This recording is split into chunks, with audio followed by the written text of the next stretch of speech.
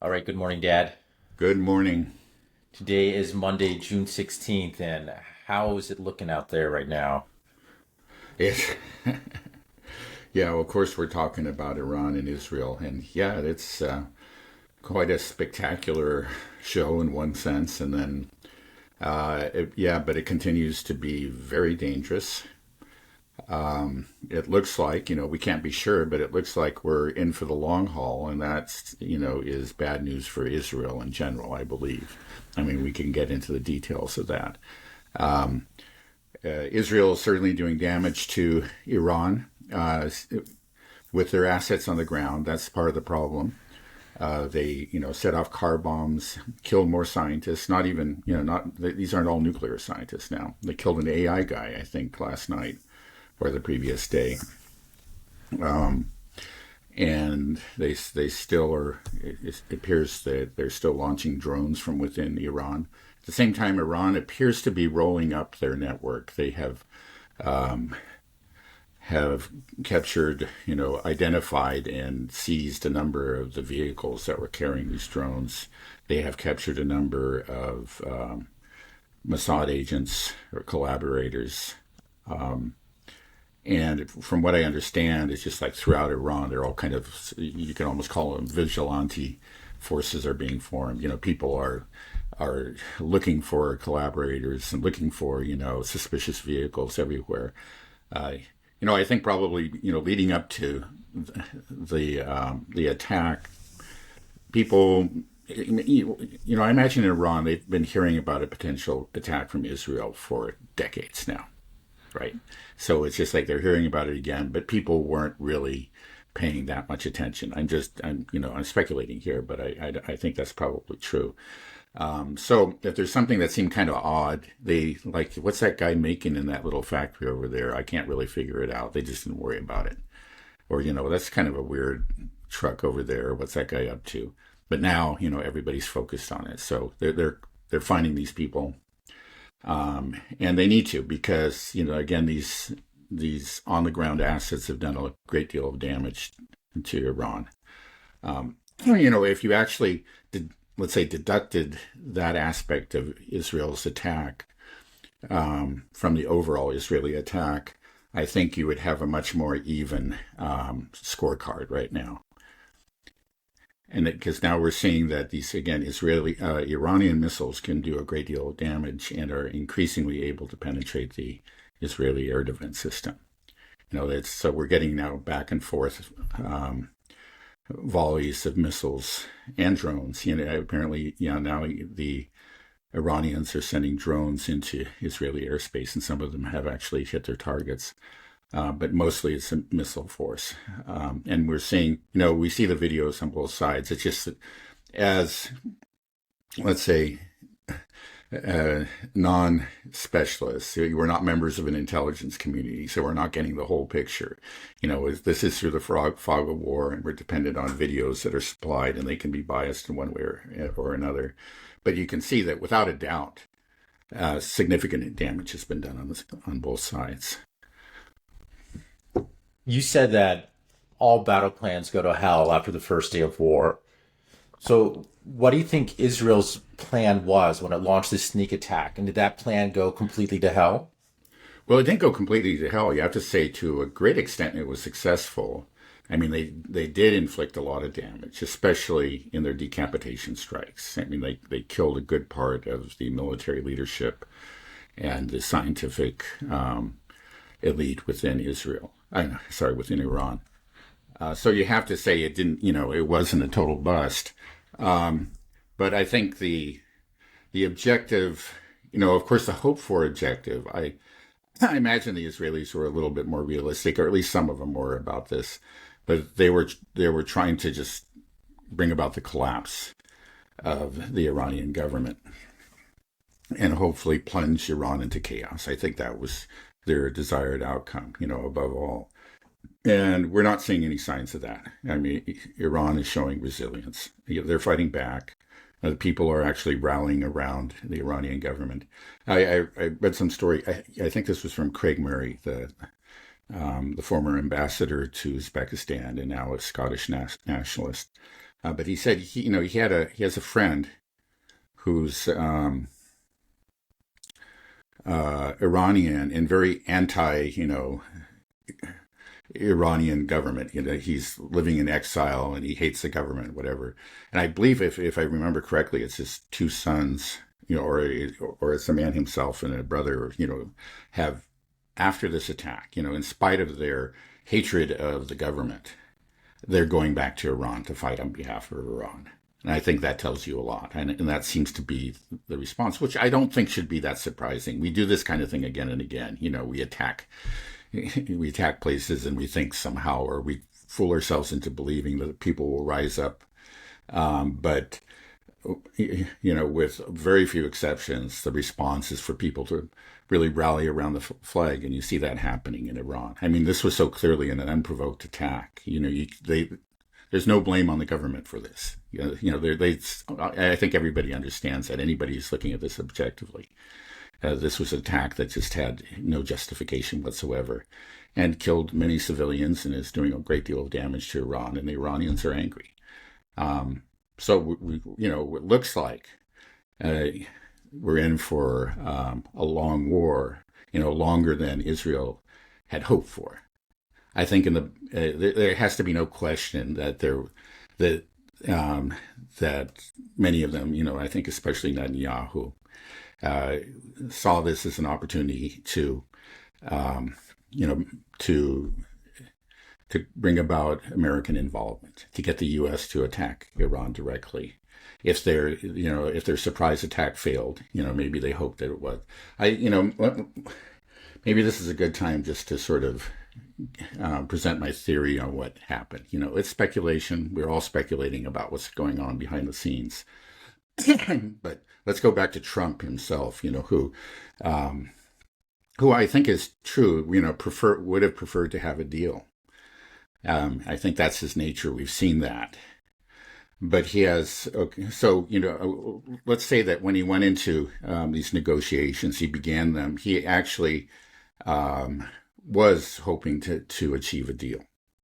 I think that's probably true. Just like he has been hoping to achieve a deal over the Ukraine war. But in both cases, this is Donald Trump. His understanding of the situation is very limited. His expectations were unrealistic.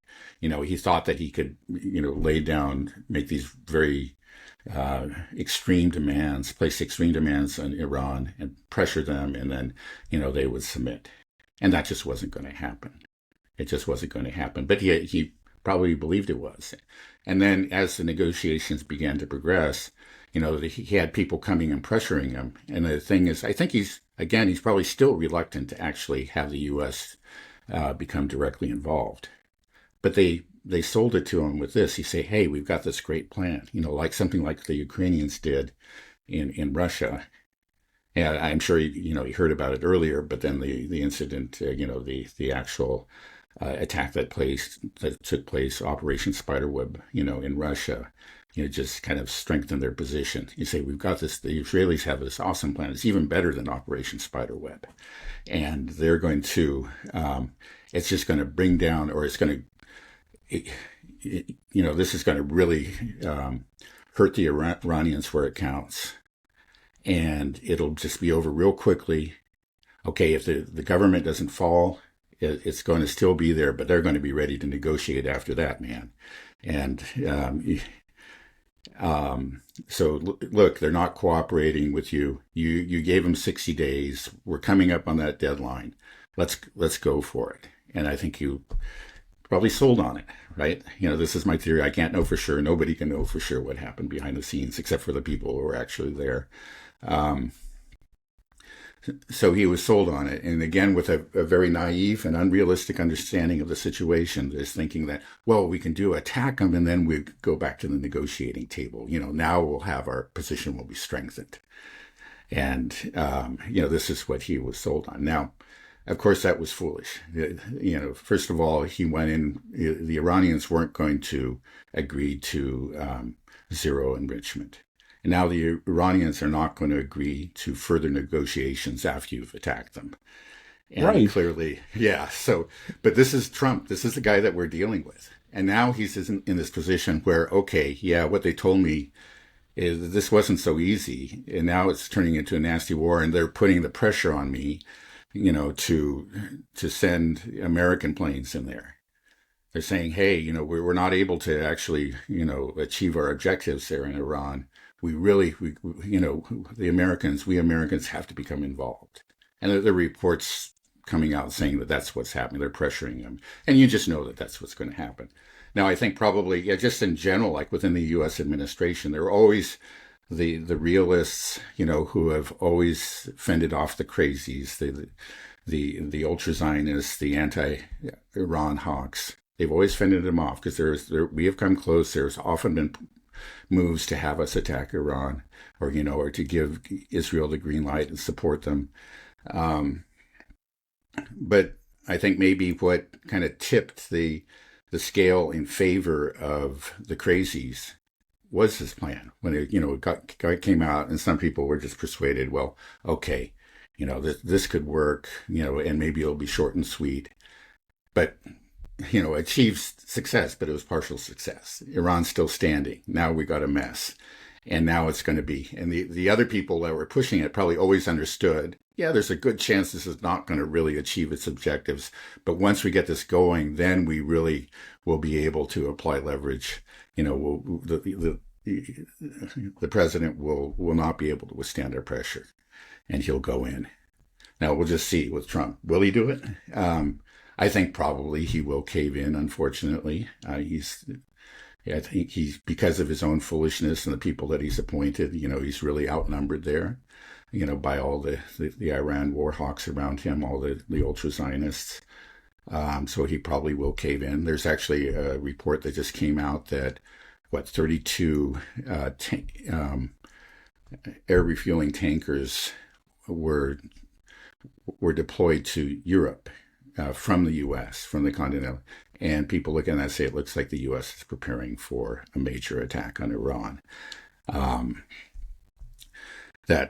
so I think maybe. But now with Trump, like I say, it's a mistake to place hope in him. But it's a mistake for anybody to be too confident in what he's going to do. And that includes the other side, the crazies. They think we got him on our team now.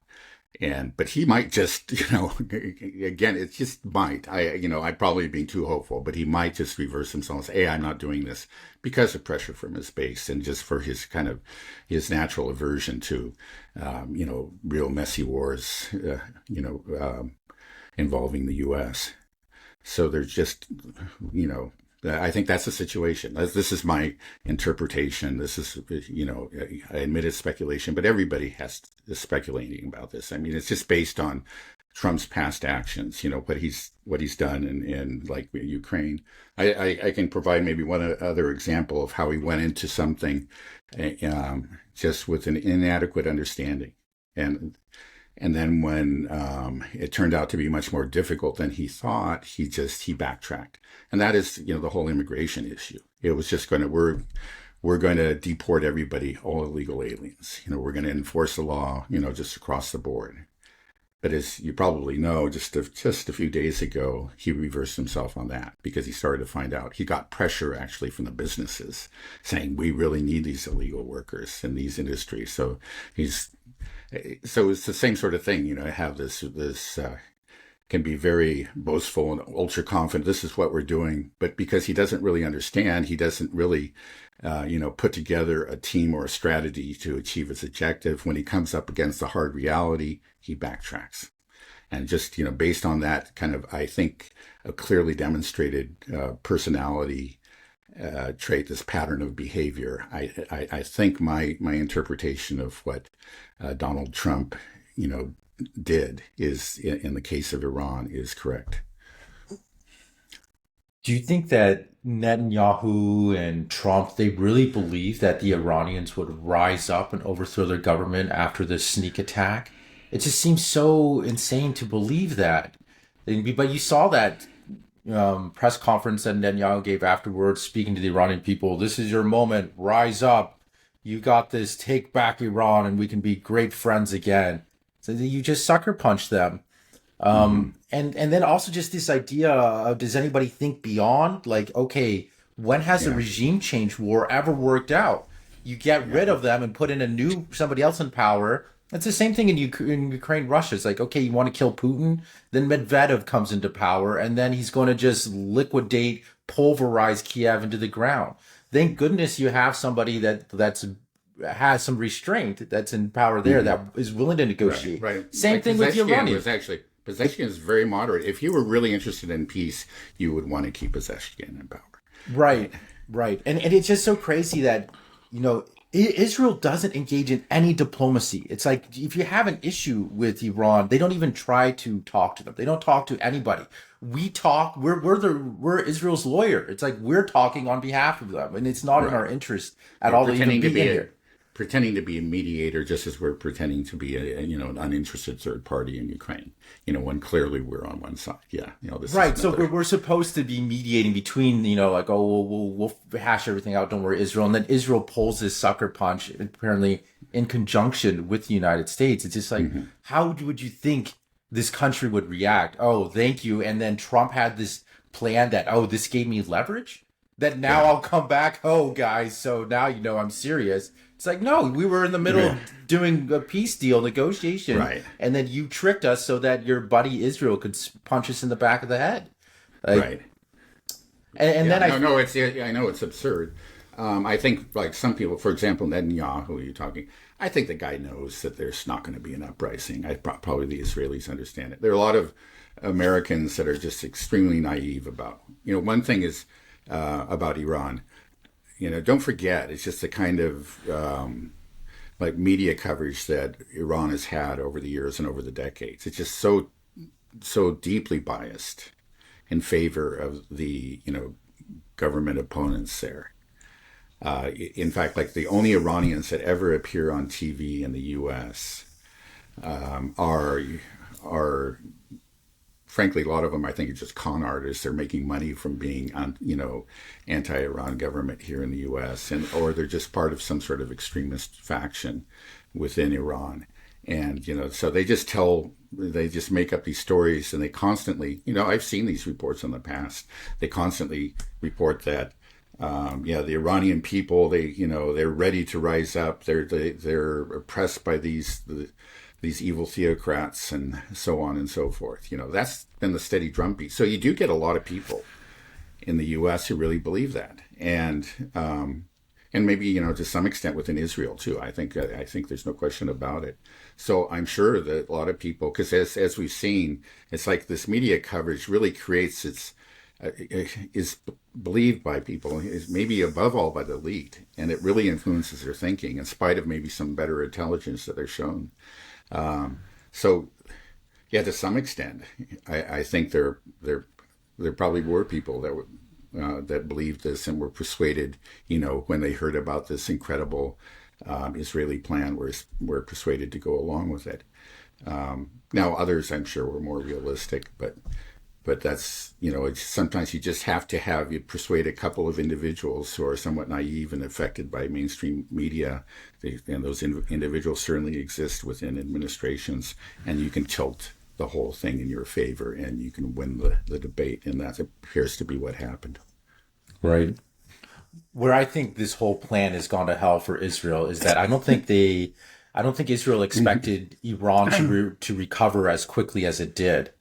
I think they were expecting, just if we look also historically in the way that Iran has always responded to attacks against it, when Israel bombed the consulate in Damascus, when they assassinated Hania in Tehran, they were always calculated, and they waited a little while, a couple weeks, Yeah. and they told it. Or And even it a gave, couple of months, right? right. And we've been waiting for True Promise 3 forever, and now I guess this is it, but it's, but. Yeah. Right, so they're slow, but and I think the fact that I think they took out their air defenses went offline for something like 8 hours is what I'm hearing. I think they probably thought they decimated the air defenses or had them in such disarray after the decapitation strikes that it would take them at least a couple of days or longer, a week, to be able to mount some type of response. Which this is beneficial for Israel because it helps them frame the narrative. If they can put distance between the initial sneak attack and retaliation, it helps them to, at least in the West, to kind of disconnect these two events and then portray the image of, oh, look, Israel's now under attack from Iran and it's unwarranted, even though we know, of course, but Right. that time helps them. And also for them to push that narrative that we can try to stir some type of uprising within Iran. But all of a sudden, you've seen it's gone from rise up and overthrow your government, Iran. We're your friends. We're going to save you and liberate you. To all of a sudden, within 24 hours, we got to burn Tehran to the ground. We got to decimate them because Iran struck back so fast. And now I think they're just as such a big pickle, and it looks so bad for Israel because you just did this sucker punch, and now you're getting hit back, and you're getting hit back hard, and you can't play the victim anymore because these two events are they're trying, but it's not working because these events are so. And any American that's looking at it, it's like, we saw you do this, and then within 24 hours you come begging for our help and saying you need to get us out of this mess. They have formally asked, is the United States coming in this fight, and it's clear that we are preparing for it, but it's just so obvious that this is all Israel's fault. They started this, and immediately here we go. We're sending in the USS Nimitz, from my understanding, is on its way there, our 50-year-old aircraft carrier that's not going to do. It probably get sunk if it starts to shoot. I don't know. Like, will Iran sink it? I don't know if they would risk that. But I think they're going to be very, very reluctant to take those kind of measures unless the U.S. begins hitting them hard, and then at that point, all bets are off. Right now, I think even though they know that the U.S. is involved, is supporting Israel, really, at least through air refueling and certainly the supply of weapons and intelligence and so on and so forth, and help to deceive them into this, to cause them to lower the guard and to be, suffer the surprise attack. They know all these things, but they understand that, how much greater the challenge will be for them if the U.S. becomes involved, in an open way rather than in a covert way right now. So I think they're being quite careful not to hit U.S. targets. Now, there could always be an accident, a false flag or whatever. Flag. Yeah, there was, I heard actually that the U.S. Embassy in Jerusalem or is it in Tel Aviv? Of course, the capital is now Jerusalem, but I don't think there have been any strikes on Jerusalem, according to my knowledge. But it must be an embassy or consular facility was damaged. Now, it wasn't the target of an Iranian missile, but I think the Iranian missile struck nearby and actually did some damage to the facility. And a missile could go awry. It could be deflected by air defense, directly hit a U.S. Embassy or consular facility or whatever, or just U.S. citizens, maybe a U.S. unit on the ground there in Israel. And there certainly are U.S. troops there. Any of these things could happen. So, we're even if Iran tries to avoid, and I think it's clear they're trying to avoid hitting U.S. assets, they're trying very hard to avoid that. It could happen. So we're in a very dangerous situation, no matter how you look at it. Right. We've seen Israel has been crying out that Iran is striking population centers and that these are war crimes, and why isn't the UN or Amnesty International making any noise about it? But we have seen footage of air defense systems firing out of the middle of the city. I mean, is it true Israel has embedded tons of valid military targets within population centers, that they are underneath things such as hospitals, even that they have these, and schools, all these things that they're accusing Hamas of saying, the Hamas is using human shields. They put their tunnels underneath this hospital or that hospital. Are we seeing the hypocrisy being laid bare here with Israel?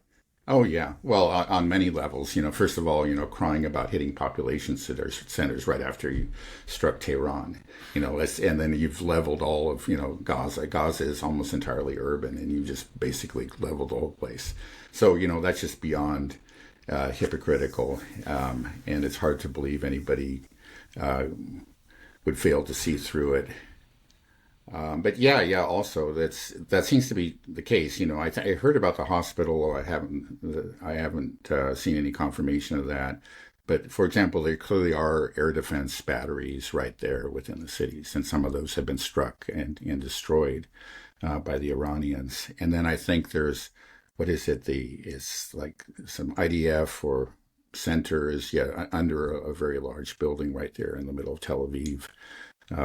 Yeah, there's no question that they've done this, and we should pretty much just ignore what they have to say about it because we know their record. So have they done this intentionally? Oh To yeah, put them well in the middle. I don't see how it couldn't be. They've got to think through the potential consequences. I think there's no question about it. It's not like there was no other place to put them. There's plenty of open desert. Even in a small country like Israel, there's plenty of open space where they could put these things, but they chose to do it right there in Tel Aviv. I guess there are two things. It's human shields and it's just convenience, right? We don't want to commute out to that, desert suburb or whatever. Let's keep this close to our homes here. Who knows? But that's what they've done in any case. Are you able to give us a bit of a damage assessment in Israel and Iran? We've said they've been trading blows. Yeah. You said at the beginning that the scorecard is maybe a bit evened now. Well, But I've seen, it seems to be there's more damage being inflicted. Maybe it's just the videos I'm getting right. inflicted in Israel than Iran. Right. I don't know. Yeah, probably because of the channels I subscribe to, I see more, more videos about strikes in Israel. So I know it's a mistake to base it, on my biased sample that I'm looking at. Clearly, Israel has continued to successfully strike targets within Iran. And I guess what I was saying is that if you don't include the attacks that were conducted from within Iran, I think it would be much more balanced. It'd be probably pretty equal. And especially if, let's say, if you look at the damage since that initial surprise attack, the sucker punch, as you call it, I think also it looks pretty equal. Now, overall, I think there's no question that Israel has done more damage to Iran the other way around because of the surprise attack, because of the ground assets that they have there in Iran. But over time, we'll see. There's a big question. I mean, this is if this turns into a war of attrition, and it appears to be going that way, it becomes a kind of I think two factors that you have to really look at. One is, at least two, the platforms that are being used to launch these missiles. It's a war of platforms, and then it's also a war of the missiles themselves.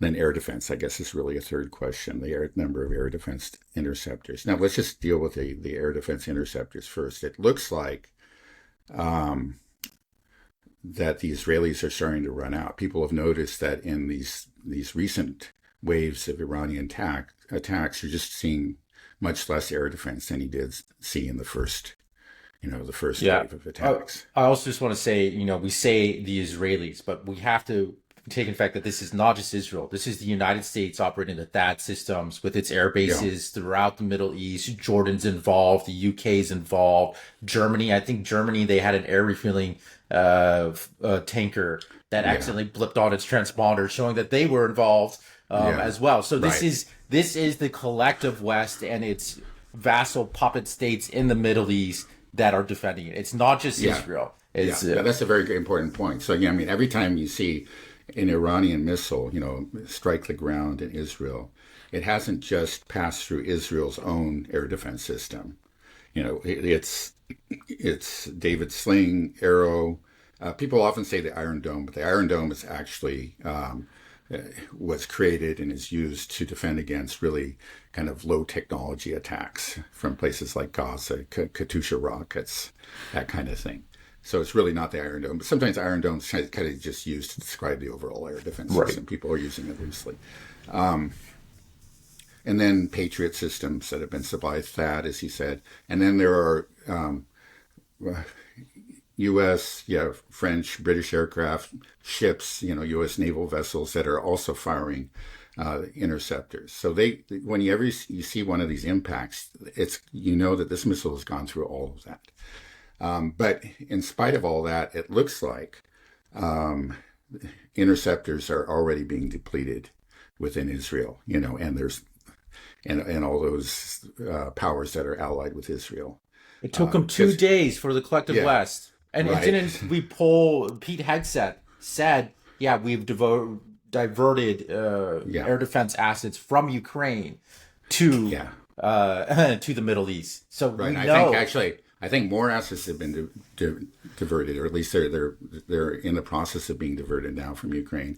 And then also the report came out this morning that an air defense system, is being transferred from Qatar to Israel. So this shows, all that shows that they're in as far as air defense goes, they're running out of air defense. That's a fact. Now the Israelis are claiming that they've pretty much destroyed Iranians' air defense system, and that they can, fly through the airspace unimpeded and all that. And maybe that's true. Other people are saying that no, actually, it looks like the Iranian air defense system is coming back and is becoming more effective. So we'll see. But in any case, it looks like even if the air defense system in Iran was severely degraded, I think there was no questions a fair amount of damage was done to it. But even if that's true, obviously Israel has its own problem, and they're running out. So anyway, we're looking at air defense. Let's just say, let's try to be conservative about this. It's maybe it's balanced overall. Maybe because. So it kind of looks to me like, well, anyway, we'll just leave it. You could say. Yeah, okay, but okay. Next, there's the battle of platforms, and what I mean is like what the launchers for these missiles that are fired from Iran to Israel and vice versa. Now, the Iranian platforms generally appear to be these vehicles, that are mobile platforms. Now, they may have permanent bases somewhere. I'm not sure too. Again, it's a large country. And some of these clearly have been destroyed by Israel. So it's a question of how many they have. Will they be able to replace these? Even if they have thousands of missiles, if they don't have the launchers, then they can't, do anything with them. So it's just a question now that the Israelis are claiming like they've destroyed half of them or more or whatever. But again, I think, we shouldn't give that too much credence. And the Israelis are pointing out that like fewer missiles are being fired now than were initially. But then other people are pointing out like the number of impacts are about the same. It's just that the Iranians don't need to fire as many missiles because there's less air defense in Israel. So they, whereas before they initially maybe fired 150 to achieve the effect that we saw. Now they fire 50 and they achieve the same effect. So anyway, there's a question. The Israelis are trying hard to hunt down these mobile launchers in Iran, and have had some success. And that's what their effort is, to degrade the platforms. Let's say the launch platforms within Iran. Now on the Israeli side, of course, their missiles are almost entirely launched from the air. These are air-to-ground missiles that are fired from F-35s and F-16s and F-15s. And now the problem, again, is like we pointed out, is that these are high-maintenance vehicles, especially the F-35, where you're talking for every hour of flight time, you need 12 hours of maintenance. But I think it's worse than that, because, I remember looking at the statistics in the past, just typically any air base with, a fleet of F-35s, fewer than half of them are operational at any time. You have kind of the immediate maintenance needs. Like after the 3 hours of flight time, we got to start, change the oil or whatever. It's just, I don't know what they do, but they got to spend 36 hours actually getting it ready for the next flight. But over time, you're using it intensively. I think that you're going to get longer term, more serious breakdowns. And, that's what we've already seen with the F-35. So these platforms themselves are fragile on the Israeli side. And it's kind of a race between platforms, not just the missiles. But then we've got the missiles, and the story always was that Iran has thousands of these, and they can fire them for. So if that's true, they can do this for a long time. Now Israel, I don't think the missiles they use, as I think I pointed out in the last program, are smaller because they're air launched. They don't have as large a warhead. They don't do quite as much damage. So they have to fire more of them.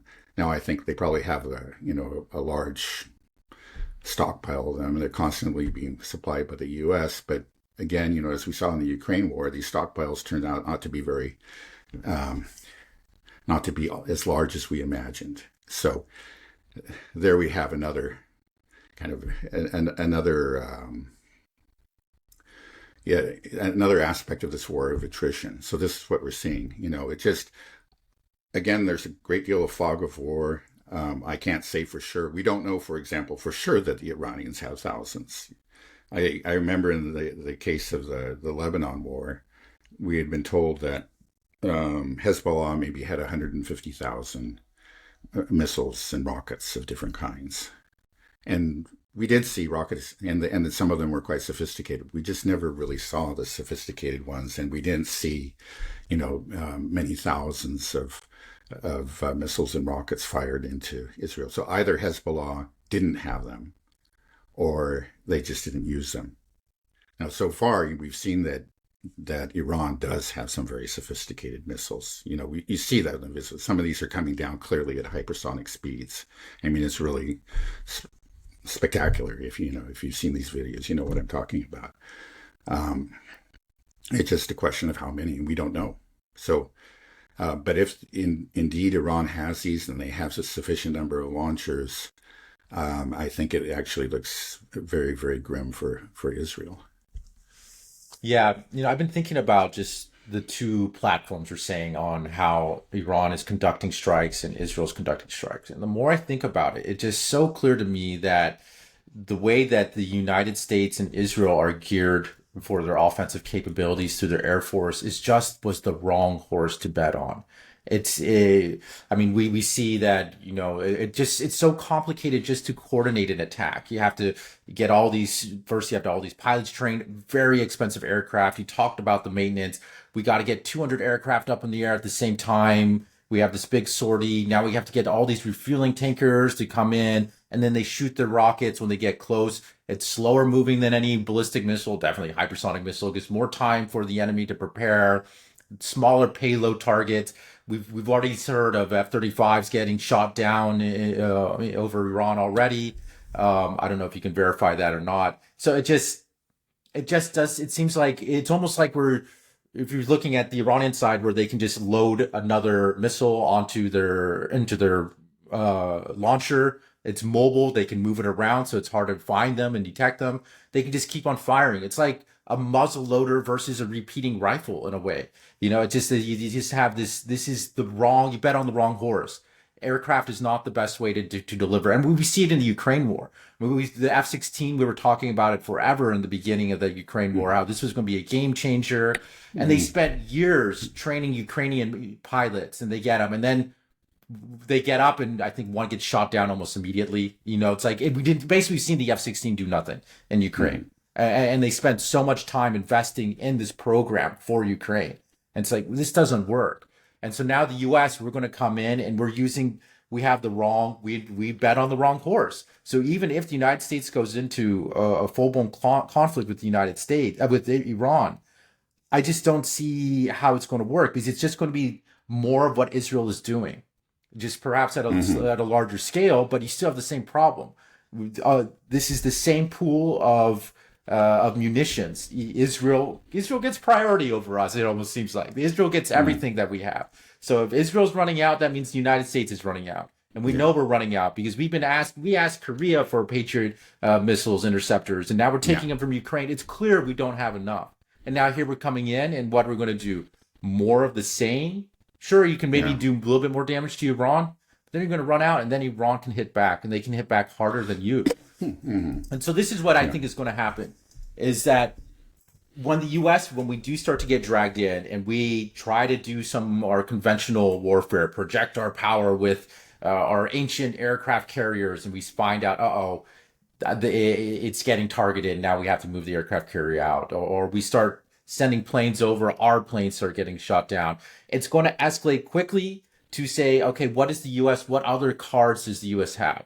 There's only one. That's the nuke. And as soon as the United States threatens the world with a nuclear weapon, or Israel threatens the world with a nuclear weapon, that is a sign of weakness. That is just evidence that the United States and Israel do not possess the conventional military power to win a war. So they have to all of a sudden threaten the world with a nuke. And I think that might, I think people are going to be shocked, because I think we'll find out very quickly that the United States doesn't possess that conventional military power. So I'm just waiting for that moment when we say, oh, we're going to have to go hard, and we're going to justify it as part of our military might, that we have to use our 1940s World War II tech to threaten the world, because we don't have the hypersonic ability to have precision strikes on targets in Iran. You know, that's what I think is going to happen. Well, you may be right. I guess a big question again is like how much air defense remains in Iran. And if they do have, like, they've held a lot in reserve because they understand the Americans might become involved, then yeah, we could see B-2s, B-52s shot down. If it really has, their air defense system has been eviscerated because of the surprise attack, then it's different. It's going to, the U.S. could do a great deal of damage. But still, I think, as I said in the last program, you cannot really defeat a nation without a ground invasion. You can do a lot of damage, you can cause a lot of misery, but you can't actually defeat a nation, not a nation like Iran. So, I think Iran will still be standing, and if it's still standing, then you can say that victory will go to them, at least in a moral sense, and in a political sense too. I mean, just think about it. The best possible outcome is that we get something like the end of the Houthi campaign. We bombed them intensively for 2 months and then just gave up, but, declared victory and then, scurried away, right? That's what we did. And you could see that happening. We run out of interceptors. We're running out of missiles. Some planes have been shot down, but we say, oh man, we really, we have so severely damaged them. We have achieved our objectives. And sometimes you can hear the Israelis talking like that already. So you could have this declare victory and go home kind of ending. But the problem is, like in the case of Netanyahu, where does that leave him? He's been banking on this really all his life. And first of all, the Israelis are going to be mad because, a lot of their people have been killed there, and the buildings have been destroyed. Sections of the city are just been leveled. And they say, yeah, what did you do? It's just Iran's still there. The government's still in power, and they're very angry. And they pulled out of the NPT. They're threatening to do that right now. And going to go for, you've said that the whole purpose of this was to deprive them of a nuclear weapon. Now they're going for a nuclear weapon, and you failed to, destroy their capacity to do that. And I think even with American involvement, it's doubtful that they can actually completely, destroy the Iran nuclear program and their ability to develop a weapon. My understanding is like that.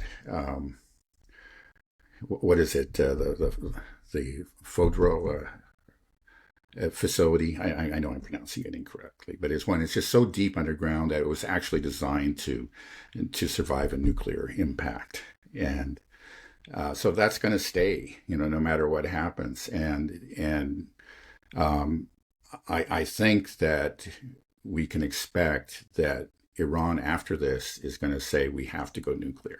Look, we tried to do this through diplomacy and by, using our civilian program as leverage. That failed, obviously. There's only one alternative, and that is to go nuclear. We saw what happened in North Korea, and the whole world is going to be looking at that and saying, yeah, if you really want to be safe, protect yourself from the U.S. and Israel, you have to go nuclear. This is just, Oh, no matter what Jesus. you look at it, this is, yeah. So I The think, whole, I agree. that's the best possible outcome. I'm not talking about, if the U.S. becomes involved and then there are attacks on American bases and Strait of Hormuz and all that, this is the best possible outcome. Right. Everybody's going to have nukes after this, and that's the scary thing. We had North Korea go for it, and we saw that they didn't get bothered after Right. they got the nuke. If Iran does it as well, then it's just going to be like, okay, the NPT has failed, and all this could have been resolved if we just didn't keep on threatening people. You're right. It's, And it's also, the IAEA has got to share. It shares a great part of the blame. I mean, their role in this is very ignoble. I mean, it's shameful. The Russians are furious at them. The Iranians are too.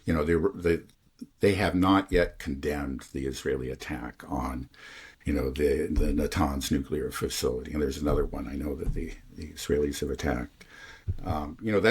This is, again, a clear violation of international law, and it's what they're supposed to be in charge of, what they're supposed to prevent, and they just can't say anything about it. They just made some sort of bland comment about, we oppose attacks on nuclear facilities. They just can't, just as in Russia, where clearly the Ukrainians again and again have targeted, nuclear power plants, both in, the former Ukraine and within, pre-2014 Russian territory.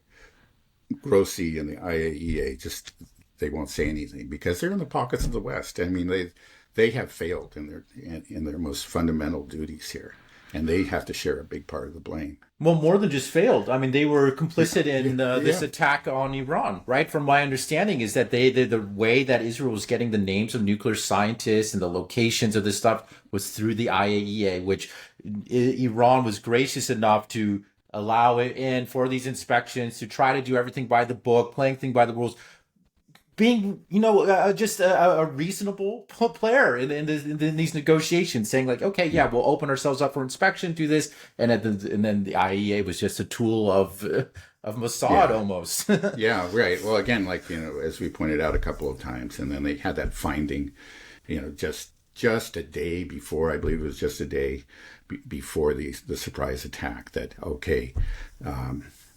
Israel, or Iran is in violation of their obligations to the IAEA, and just don't tell me that wasn't a coincidence. After 20 years and never, reaching that conclusion, they make it the day before.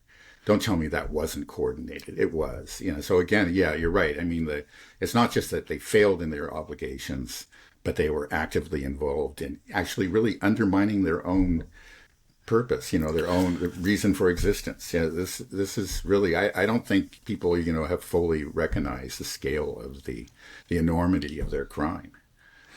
Right. All this again is on the backdrop of Israel committing a genocide in Gaza for almost the past 2 years now. Right. We forget about that, but that's ongoing. I mean, there continue to be massacres of hungry people trying to get their food. I mean, hasn't stopped. And we're not even paying attention to it. I mean, it's just any pretense that the United States and Israel are the good guys now. It's rapidly depleting. I don't think anybody believes this anymore. It's so crazy. I was always thinking, like, would Netanyahu ever would actually try to do this, because the PR war is against Israel so much. They can't.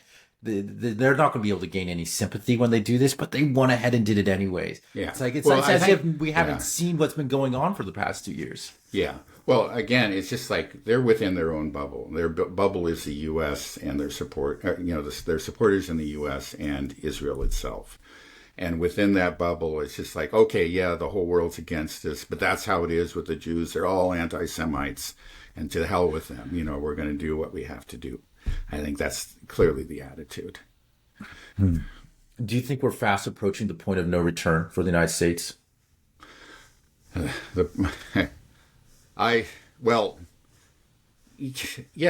think we're on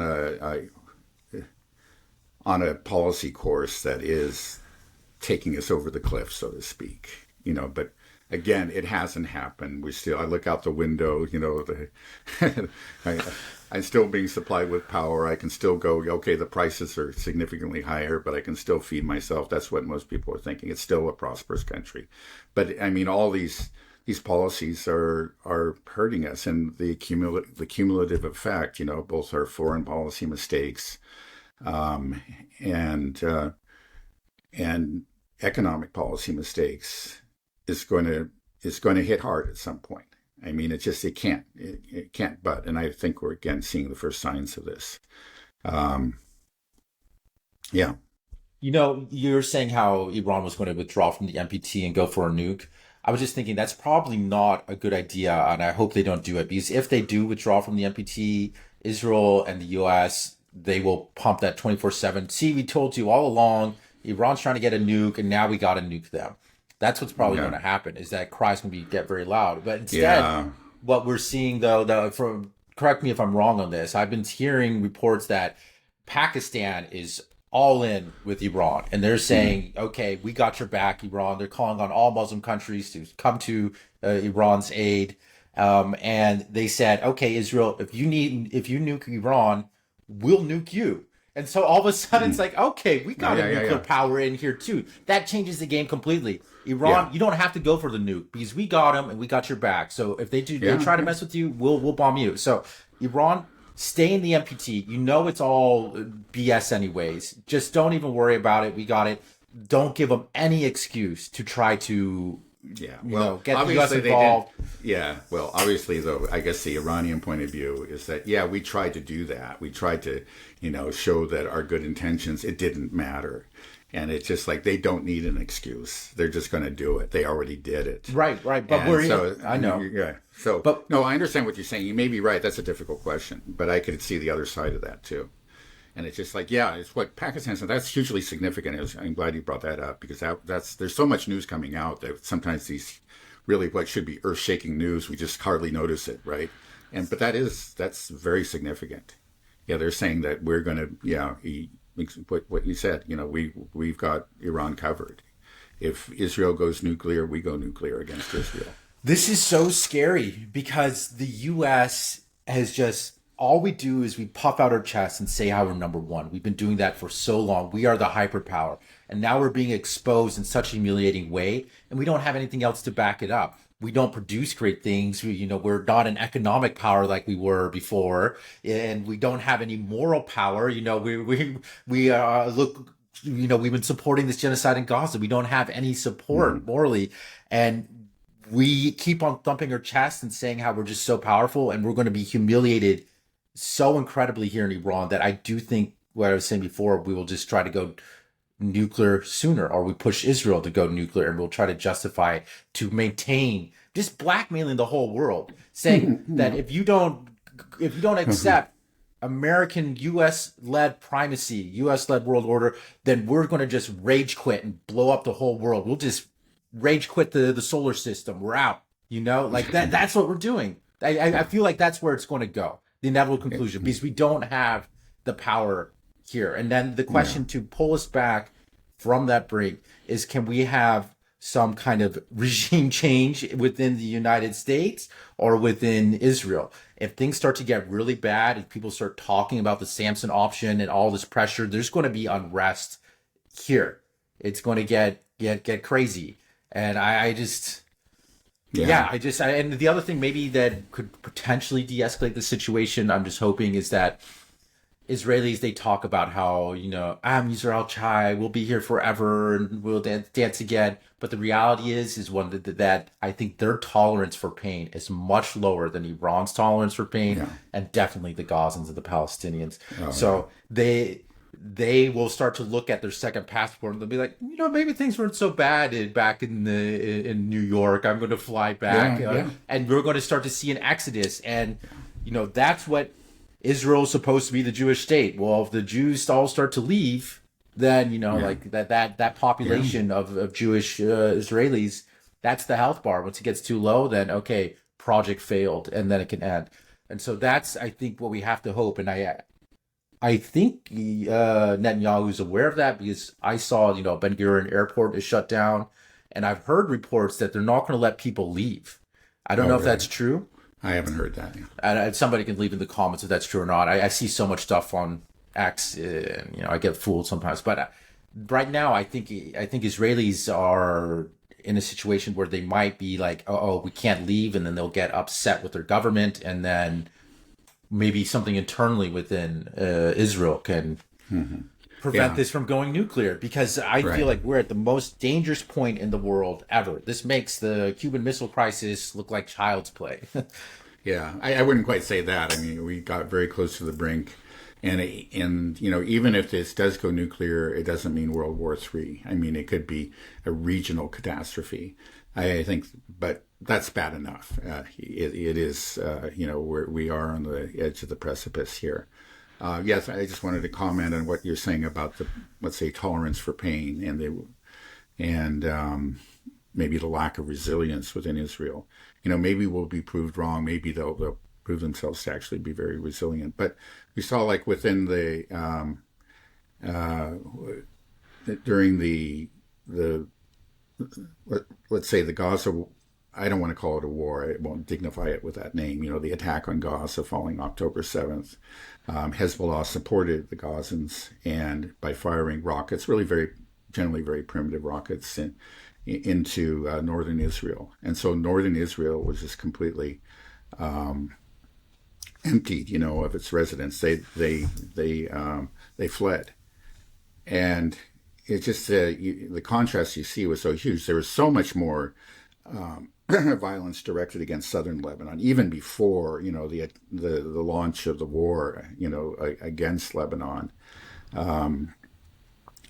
That began with the pager strikes and all that, but it turned into ground invasion there and the very, very extensive bombings. Even before then, during the months leading up to it, when Hezbollah was firing rockets into northern Israel, Israel was bombing southern Lebanon quite heavily and did much, much more damage than Hezbollah did to northern Israel. But by and large, those residents of southern Lebanon, the people there, they stayed. They suffered a lot more. They stayed. These were their homes. These other people in northern Israel, it was really very minimal in contrast, but they fled. And my understanding is that a lot of them still haven't returned. And if that's, indicative of Israeli society as a whole, then I think you're right. That's another thing to consider. It's just like really the willingness to wage a war. Maybe it's there, or at least it probably is among certain sectors of Israeli society, but I think among a fairly large sector, it isn't there, and we've seen that already. And then again, another thing is the demographics. It's just that again, Iran is so much larger, both in terms of land area, but also population. I was just I just was thinking about, doing kind of you could say sort of a demonstration of this imbalance. And this is another thing that we have to take into account. Compare Tehran to Tel Aviv. Tel Aviv has a population of 427,000. Tehran has a population of nearly 10 million. So let's call that, this is a huge difference. So it's approximately 20 to 1. Right. So let's say even if the Israelis are, let's say, doing twice as much damage to Iran as the Iranians are doing to Israel, even if that continues to be, the outcome of these different missile strikes from both sides. Just compare. Let's just take Tel Aviv and take Tehran.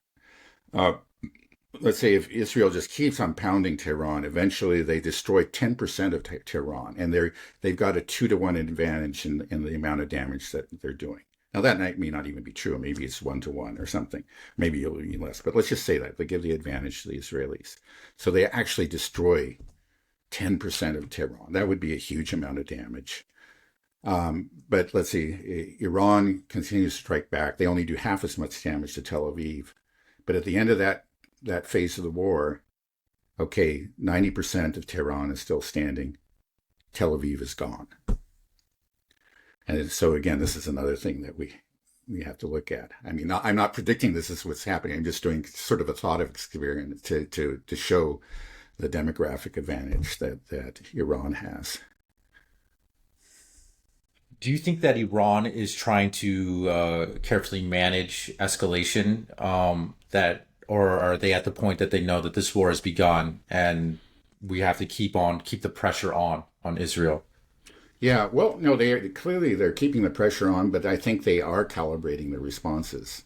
They're striking the kinds of targets that Israel has been striking within Iran. So, for example, recently the Israelis actually struck a gas field and I think an oil depot or a refinery within Iran. They hadn't done that before. But Iran responded by hitting I believe it was the oil refinery in Haifa, in Right. spectacular fashion. And of course, Israel has gone after their scientific research centers in their scientists in particular in Iran. Iran responded by hitting a research center, I believe, in Tel Aviv, as the I saw Weizmann it. Center, and did serious damage to that building. I think it's probably it's not reparable. I think that's it. And again, the actually military censorship in Israel is very strict. So I mean, we see these videos of the damage that's done, like in places like Tel Aviv, because there are too many people there with their cameras. We can't avoid seeing it, and they upload them, and that's just going to happen. It even happens in Ukraine now, in spite of the laws. Like, if you do this, you can be sent to prison for 5 years, or even worse, sent to the front. But still, people do it, and they're doing it in Israel. But that's within the population centers. So you see the footage from Haifa, for example, or Tel Aviv. But we've been hearing that the Iranians have also been hitting, other facilities like, military bases and so on and so forth. We don't see that, and we don't really know the extent of the damage. We did see a picture of that center, but the reports is that actually a number of top scientists were killed, and very important laboratories were destroyed. That's just that's censored, but it's leaked out. People are talking about it in Israel. So anyway, that's Right. I think also wasn't the port in Haifa also has severely damaged or destroyed? Did you hear anything about that? I don't know. I don't recall that happening, but there's so much news, so much information flowing out that who knows. Right. I don't quote me on that. I'm not positive. Yeah, I don't think so. I had heard that actually the Israelis struck the ports in southern Iran, but then I didn't hear anything more about it. So it sounds like if they did, they really didn't do any significant damage. But they did hit a gas field down there, which is it's actually I think this gas field extends. I believe it's Iraq encompasses territory in Iraq and Iran. It's the world's largest gas field, and they did strike the Iranian part of it. I don't know how much damage they did, but that kind of shook the world energy market right there. So again, we see ourselves on, we're teetering on the edge of a precipice right now. It's crazy. Yeah, You're I guess saying again, I was just pointing out that I kind of forgot your initial question, but yeah, I think it's clear that the Iranians are calibrating, but in a real significant, substantive way. It's not demonstrative. It's tit for tat. You're going to do this to us. We'll show that you can inflict pain on us. We can inflict pain on you. But they're careful not to go beyond that. They're not trying to escalate. They're responding, but responding, forcefully and in kind. right. Yeah, it just seems like in this if we're moving into this attrition war, I think people will be shocked about how quickly the U.S. and Israel will run out of gas, run out of steam, and Iran will still be standing. Because Iran is being backed by China, Pakistan, Russia, these massive countries, massive populations, massive natural resource, massive production capacity, Right. much more than anything we have in the West. So just the idea that we can win this is insane. And so that's why I'm waiting for the nuclear blackmail. It's just going to happen. We're going to try.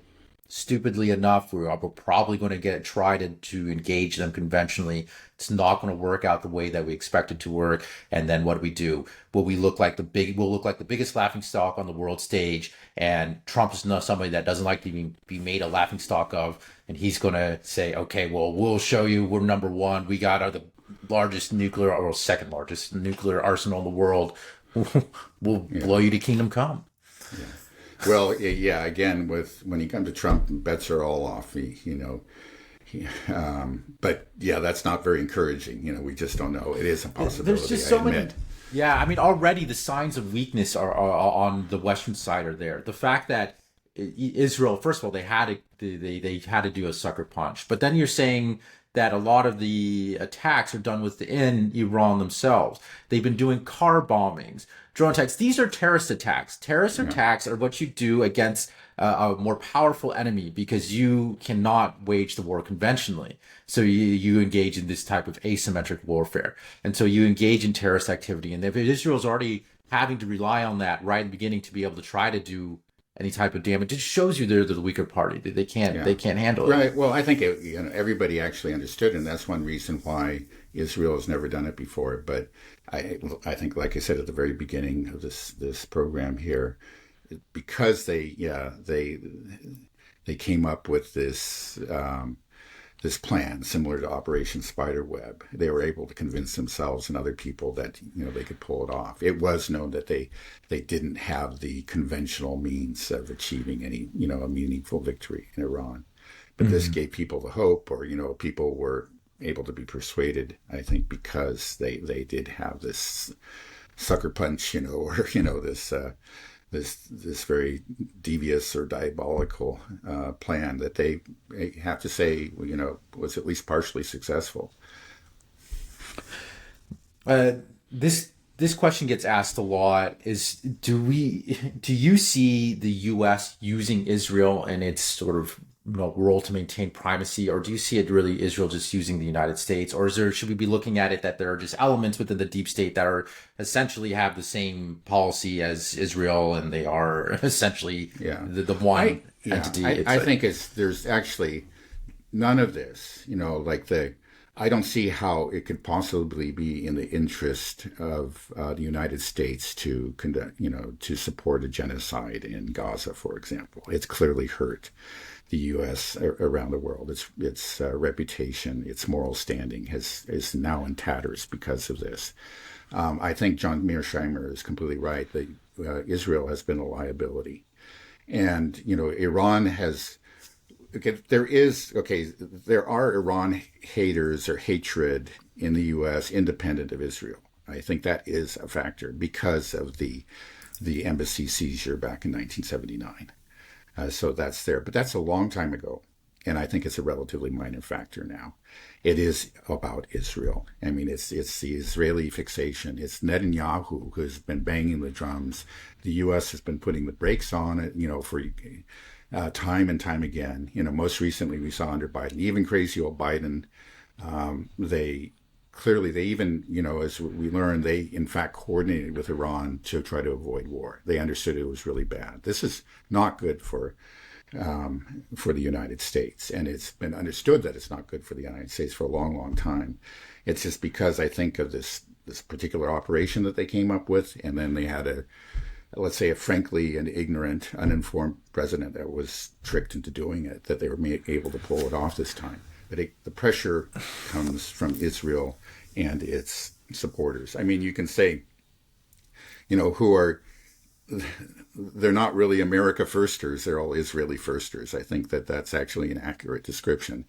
Becoming involved in a war against Iran, it does nothing for the United States. It doesn't help the United States. We could do business with Iran. We would be doing business with Iran and enjoying, fruitful economic relations if it wasn't for Israel. So treasonous. All of our politicians trying to push us into this war against American interests. That's treason. They should be tried for treason, for working for a foreign government. It's so crazy. And I can't believe that it looks like we will be entering into this war against Iran that nobody wants. Oh, that Charlie Kirk poll. Well, some people want. Very few people. But I mean, like that Charlie Kirk poll I mentioned, that was like if you support the U.S. going to war against Iran with Israel, and I think like 88% were against. That's significant. Yeah.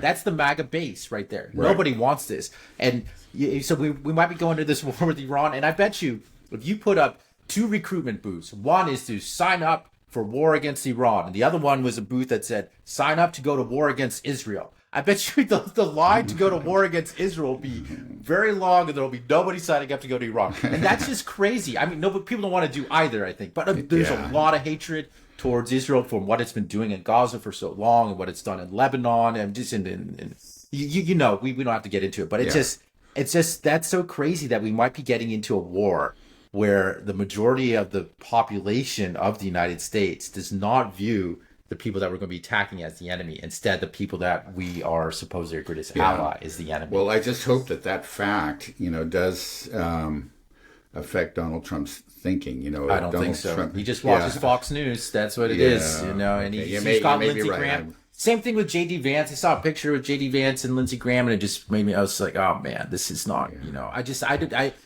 I know you think a little more highly of him, but I feel like you've been conned all. Right. Well, yeah, I have my doubts. I mean, clearly he is a better informed. He's smarter, for sure. Smarter person than Trump. There's no question about it. But for example, the comments that were revealed in that leak of the communications. What was that communication? The signal leak. Signal leak, right? He was celebrating this decapitation strike along with the rest of them, and I found it disgusting. Mm-hmm. It's true, you try to, sometimes you just hope against hope. You hope that somebody there in the administration really is, on the side of sanity and morality, but it seems to be really again. The facts are otherwise. Right. Yeah, I mean... To get to that level, you just kind of have to sell your soul to the devil. I still wonder about Tulsi Gabbard. Tulsi Gabbard's done... Well, I mean, like she made that statement about we should all remember, what was it, a month or two ago, that no, Iran is not working towards a nuclear weapon, right? Yeah, but Netanyahu told us otherwise, so ignore that. Yeah, but it also has to be pointed out that previous DNIs had said the same thing. They've been saying it since way back when. They said it under George W. Bush and kind of pulled the rug out from under him because he wanted to go after Iran then. But they came up with this intelligence assessment. It's not happening. There's no nuclear weapons program in Iran, and that's been the assessment. Let's not forget, because there's this really there's this narrative out there that's being pushed hard that they're on the verge of getting nuclear weapons. That's not what our own intelligence agencies have been telling us for 20 years. That's not what they said even 2 months ago. And that's what Netanyahu's been saying against the evidence since apparently 1993. Yeah, this thing is scary, and it's only been 3 days, 4 days. We're just beginning, and it looks like the U.S. is positioning itself to get further involved in more offensive capabilities. Well, there's obviously a huge push, and I think probably will. I just hope against hope. Again, it's probably be a fool to hope. As Mark Sloboda often says, I don't do hope is what he says, but he's, maybe I've still got he's a professional cynic. Yeah. But he's been proved right. His cynicism has been proved right again and again. Just praying we can navigate through this without going nuclear. Right. It's not impossible. Let's just put it that way. It's going to be, it could end, the very best outcome is that after a lot of damage on both sides, it could end in Houthi fashion. If Trump just, for whatever reason, he just reverses again and doesn't do what, all those people are trying to pressure him to do. And the guy's so unpredictable, you can't count that out. And then, okay, I think that you have to say is a real loss. It's going to be bad for Netanyahu because, he was banking everything on this. And then when afterwards, okay, what did you just do? Now look at us, smoking ruins, and you achieved nothing, and I think that will be the end of Netanyahu. But that's will be the end of. Well, do you think it'll be the end of Israel as well? Like, what if this just ended? Like, the U.S. pulls out and says, "Okay, yeah, this is getting too scary. well, all right, the oil fields, we have this damage, Yeah. the idea of an invincible Israel has been shattered. You have this ongoing genocide, criminal arrest warrants for Netanyahu and Gallant. It's like, can you come back from this, Israel? I don't think so. This isn't a oops, I'm sorry, we went a little overboard Yeah. moment. Like, Yeah. I think it's done regardless. Yeah. The project is done. Well, yeah. Well, I think it's true. I think that's a long-term trend, and this will just accelerate that trend. We've talked about all the things, the damage to its reputation, the long-term damage to its support, especially among younger generations in Europe and in the U.S. That spells, the long-term demise of Israel. They still will, they have this huge, these very powerful countries, these governments anyway, that will continue to support them. So they're not going to disappear overnight. But I think it's going to, yeah, definitely be the end of Netanyahu. I would think. But the problem with that fact is that Netanyahu's, I'm sure, aware of that. So he is going to fight like hell to keep this war going and get the U.S. Right. involved. Right. They're going to turn He's on not going to say, he is not going to, nobody's going to persuade him to just call it off, because he understands if he calls it off now or he calls it off in a month from now after a lot of damage has been done, the worse it gets, it becomes, that's the problem with war sometimes. Just we've talked about the same thing in Ukraine. It's just like, you've taken your country down this path with these horrible, horrible consequences. The farther down the path you get, the worse it becomes, but then the harder it is to admit your error. Because if you admit it at that point and say, oops, okay, yeah, my bad, million people dead or whatever, it's, in the case of, Israel, it's not going to be a million people dead or anything, but it's going to be, it's very bad, a quarter of Tel Aviv destroyed or something like that. It's just like what are you going to say? Netanyahu is just, he's not going to, he's going to push hard to keep this going as long as possible and to expand it as much as he can. I mean, that's how we got into this war in the first place. I think he was, it wasn't all about his own career move. It's his ideological vision that's shared by a lot of people in the Israeli establishment. It's all those things. But he's, that logic doesn't disappear when the war starts, as it has. It actually becomes, all the more decisive. Right. Well, as he becomes more and more desperate, and like you said, he has to do this. He has to keep it going. He's going to start pulling on all the levers of Zionist control of the United States. We'll see everything. But the problem is people. The curtain's been pulled back. People are going to see Netanyahu and Israel pulling these levers, and people will begin to realize.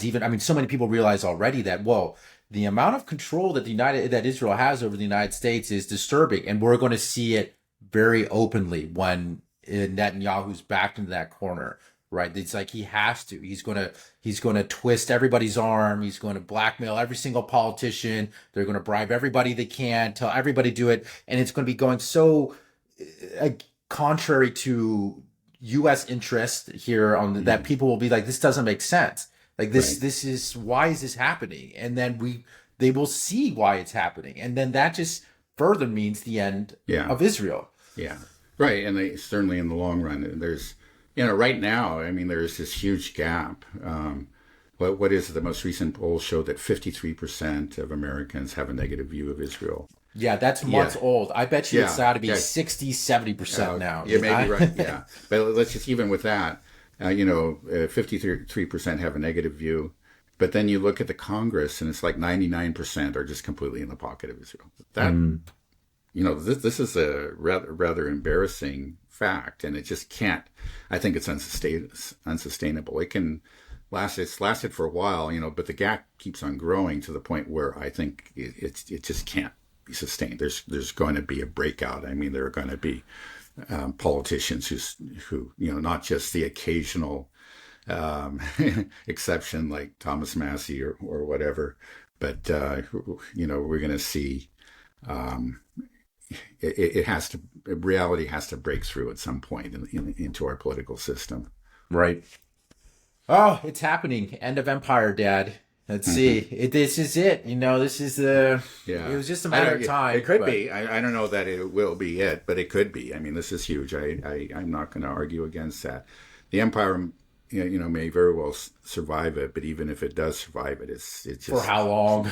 further damage, very Right. serious damage. I mean, if it's going to be a financial collapse. I mean, everything's moved over. BRICS is the future. The unipolar moment is over. People realize that. Everybody realizes that, except for the elites in the West that were part of that want to believe we were the best, we were on top of the world, and we have to maintain it. That's the only people.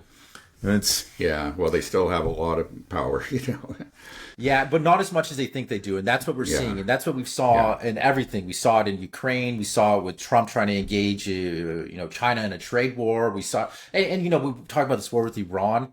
It's not like we're trying to speculate how this might play out. It's not like we don't have any precedents for this. We just tried to take out the Houthis in the Red Sea and failed miserably.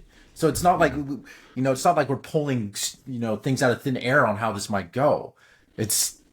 We have seen Western economic might and military might just not functioning the way it was supposed to function in Ukraine and in the Red Sea against China. And then and I think part of the idea of like the Iranian regime change, maybe in the 90s, right after the collapse of the Soviet Union, when things were bad in all these countries, we had enough soft power. People were like, yes, now we're part of the West.